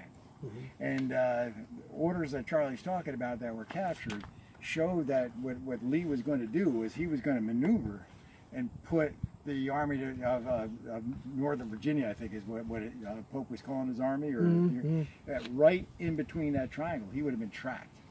He caught wind of it, got across. Here's the triangle. Rappahannock, Rapidan, right in here. He got right in there, and then he got across. Lee kept the pressure up. You had the fights, and there was mainly like cavalry, and it was disruption at Bristow Station, Catlet Station. He kept constant pressure. So it was like he was maintaining momentum, and then when this comes about, he's still maintaining momentum because he's got Jackson destroying the main depot to draw them away. Lee wants to beat Pope, and that's how he's going to do it. So he draws him away. Jackson's here. He's going to come through the gap. He wants to keep him separate. When the Union attacked, so it was, again, him taking the initiative. He had the momentum, had the initiative. He didn't want to yield it by waiting or doing anything else like that. Yeah, certainly the skirmishers are out there. That's what they were talking about when they were advancing. Yeah. But anyway, that's what he's trying to do. You can see here he's getting desperate to try and trap him because he got wind of the fact that the two corps from the peninsula is joined. That's Heintzelman and Porter. It's close to 25,000 troops. Add that to Pope, he now probably outnumbers Lee's army. So he wants to get, they're only a couple miles from the battlefield, you see. So, he sends Jackson around to lure Pope so he can defeat him before the rest of McClellan's army arrives. So this is the desperation, and it came close to working. It came close to working. And the advantage he had too is he knew McClellan's a guy that's not going to move until all his supplies are stacked up high enough, that then he can move. He's not going to be one of these guys that's going to hit and say, okay, take what you got and go. We'll follow the stuff with you. No, he's got to build up a supply depot. Everybody's got to be there. All the undies got to be clean, and then they can move. And I want to mention, just in McClellan's defense, not that he deserves it, but anyway, you put the horses on the ships, they don't get to eat this. Okay, so they can't survive on grain alone. They got to have this. They got to get the grass, and they aren't getting it.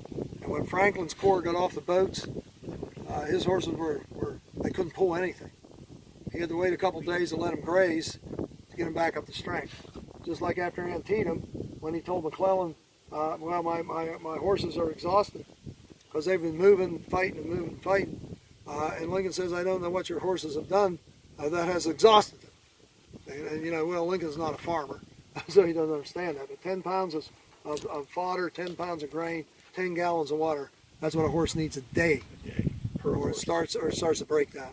Per horse. Yeah. So McClellan's horses, once they got off the ship, they're horses, but they're not going to pull anything for a while. And you're looking at the entire Army of Potomac, 25, 30,000 horses, count cavalry, artillery. And so it's going to take them the horses a while to recover. You can march yourself, go into battle without ammunition and artillery, see how long you last. Doesn't last.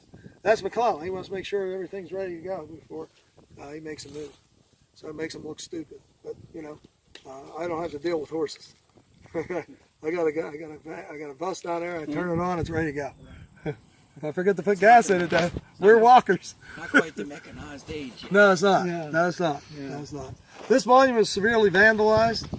You look at the front there, that people carved their initials in there and their names. I have a picture of that in the other blue and gray.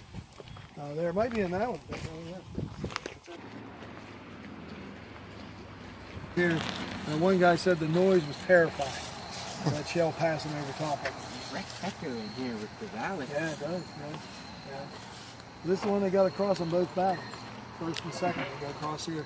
Because this goes right to D.C. and we continue on. Takes right into Washington. Centerville, then Washington. Right there. Pretty substantial bridge. Probably took a lot to knock it down.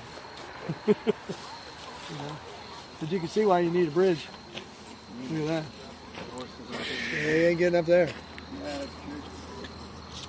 I don't think I'm getting up there without a pack. There's a scare jar. That's it, yeah.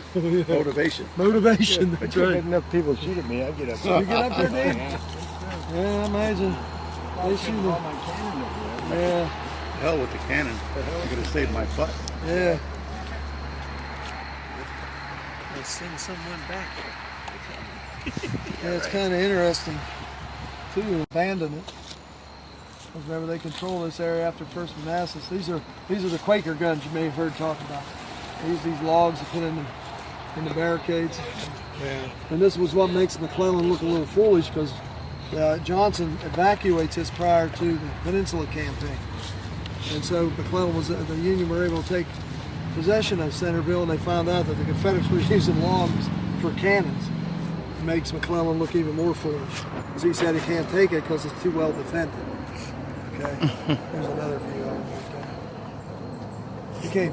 Became all the rage to get your picture taken by the Quaker guns.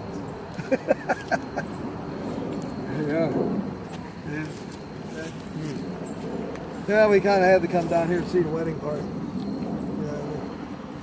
It's one of the more iconic places of the Civil War right here. Stone Bridge.